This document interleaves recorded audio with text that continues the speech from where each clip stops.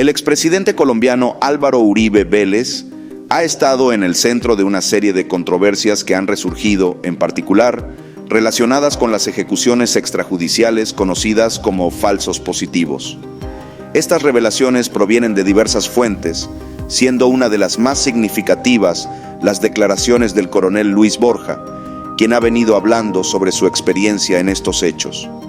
Borja ha señalado desde hace años la magnitud de las ejecuciones extrajudiciales en Colombia bajo el mandato de Uribe, en las que miles de civiles fueron presentados como guerrilleros abatidos.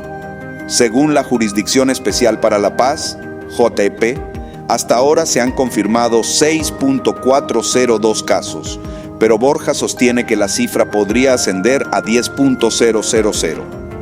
El coronel Borja ha destacado que estas acciones eran presentadas como grandes éxitos de la seguridad democrática, lo que ayudó a la reelección de Uribe en 2006. Se señala que dicha reelección fue resultado de la compra de votos en el Congreso, lo que ha sido ratificado por la excongresista Yidis Medina. Medina, quien fue una figura clave en el proceso de reelección de Uribe, ha asegurado que el expresidente tenía pleno conocimiento de las maniobras que se realizaban en el Congreso para asegurar su continuidad en el poder. Esta declaración pone de nuevo en el foco las acusaciones contra el exmandatario. Las acusaciones no se limitan a los falsos positivos, sino que también abarcan la supuesta persecución de opositores. Se menciona a figuras como Gustavo Petro y Holman Morris, quienes, según Medina, fueron víctimas de las estrategias de represión y seguimiento durante el gobierno de Uribe. La pregunta crucial, según Borja y otros críticos, es ¿quién dio la orden para llevar a cabo estas ejecuciones? Aunque no existe una sentencia contra Uribe que lo vincule directamente, las investigaciones señalan que las directivas de su gobierno fueron interpretadas por los militares como incentivos para cometer estos crímenes. Aunque Uribe no ha sido condenado por estas acciones, varios exmilitares han señalado que las directrices de su administración fueron las que impulsaron la masacre de civiles inocentes. Borja ha asumido su responsabilidad personal en estos crímenes, pero ha dejado en claro que las órdenes venían de más arriba. Durante un conversatorio de la Semana por la Paz, Borja reiteró que el número de falsos positivos era mucho mayor que el reportado oficialmente. Según él, más de 10.000 familias perdieron a sus seres queridos, quienes fueron asesinados y luego presentados como guerrilleros abatidos en combate. Estas ejecuciones fueron parte de una estrategia más amplia para mostrar avances en la lucha contra la insurgencia, aprovechando el concepto de seguridad democrática que impulsaba el gobierno. Sin embargo, Borja y otros han denunciado que esta política solo alimentaba la sed de sangre de los sectores más radicales. Borja ha explicado que, aunque es fundamental que el Estado mantenga el monopolio de la fuerza, esto debe hacerse bajo una política de seguridad humana, no mediante ejecuciones extrajudiciales. Este es uno de los puntos clave que diferencia la política de seguridad actual bajo el presidente Petro. En su testimonio, Borja admitió que, aunque algunos militares se negaron a participar en los falsos positivos, muchos otros, incluido él mismo, no dudaron en seguir las órdenes que les fueron dadas, contribuyendo a la tragedia que afectó a miles de familias colombianas.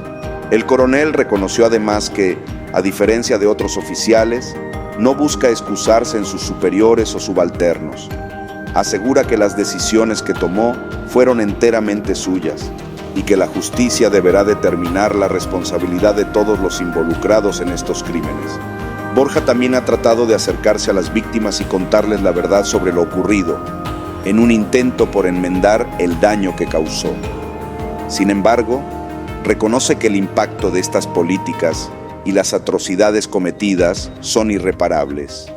A pesar de estas revelaciones, Uribe sigue siendo considerado una figura de confianza por muchos en Colombia. Encuestas recientes posicionan al expresidente como uno de los líderes más populares, lo que ha generado polémica considerando las acusaciones en su contra. Estas encuestas, según algunos críticos, intentan rehabilitar la imagen de Uribe de cara a las elecciones de 2026. La extrema derecha parece estar impulsando su figura para mantener una influencia significativa en la política del país. Mientras tanto, la JEP sigue su curso y ha citado a declarar a varios testigos clave en casos relacionados con el gobierno de Uribe. Uno de los más destacados es el mayor Juan Carlos Meneses, quien podría arrojar más luz sobre las actividades paramilitares durante ese periodo. Meneses ha sido vinculado al grupo paramilitar conocido como los 12 Apóstoles, del que Santiago Uribe Vélez, hermano del expresidente, es señalado como uno de los líderes. Las declaraciones de Meneses serán clave para determinar la responsabilidad de Santiago en estos crímenes. El caso contra Santiago Uribe ha sido extremadamente lento, con más de 3 años de retraso en la sentencia. El juez encargado del caso ha solicitado más tiempo y recursos para emitir un fallo definitivo, lo que ha generado suspicacias sobre la presión ejercida. El próximo 9 de febrero de 2024 se cumplirán 3 años desde que finalizaron las audiencias del caso. La demora ha sido objeto de críticas por parte de quienes consideran que las influencias políticas están interfiriendo en el proceso judicial. Santiago Uribe está acusado de concierto para delinquir y homicidio agravado por el asesinato de Camilo Barrientos, un humilde conductor que fue acribillado por el grupo paramilitar 12 Apóstoles. La Fiscalía y la Procuraduría han pedido su condena.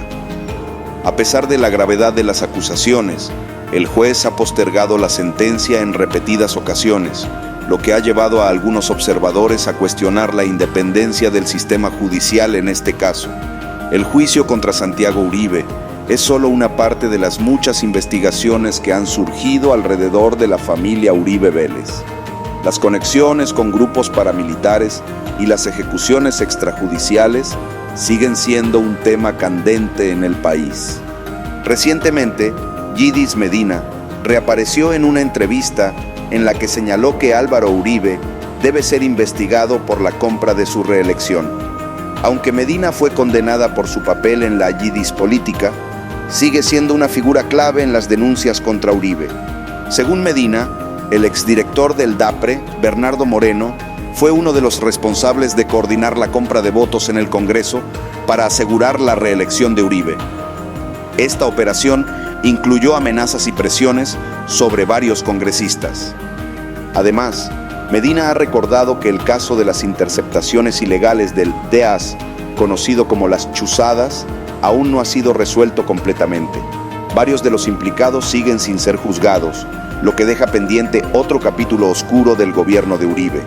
Entre los objetivos de las interceptaciones ilegales estuvieron figuras como Gustavo Petro y Holman Morris, quienes eran opositores del gobierno. Las chuzadas también afectaron a magistrados y periodistas que criticaban al entonces presidente. El caso de las chuzadas fue otro de los episodios más controversiales del mandato de Uribe. Aunque algunas condenas han sido emitidas, la reparación para las víctimas sigue siendo un tema pendiente. Medina, quien fue una de las víctimas de estas interceptaciones, ha ganado varias demandas contra el Estado colombiano. Aún así, continúa siendo una voz crítica que asegura que los principales responsables, como Álvaro Uribe, no han sido tocados por la justicia. A pesar de todo, el expresidente Uribe sigue defendido por una parte significativa de la población y los medios. Estas campañas de respaldo buscan reposicionarlo como una figura clave de cara a las elecciones futuras, con la extrema derecha buscando recuperar poder en 2026. Las revelaciones sobre falsos positivos, compra de votos y vínculos con el paramilitarismo ponen en entredicho la imagen de Uribe, en un momento en el que el país se enfrenta a decisiones cruciales.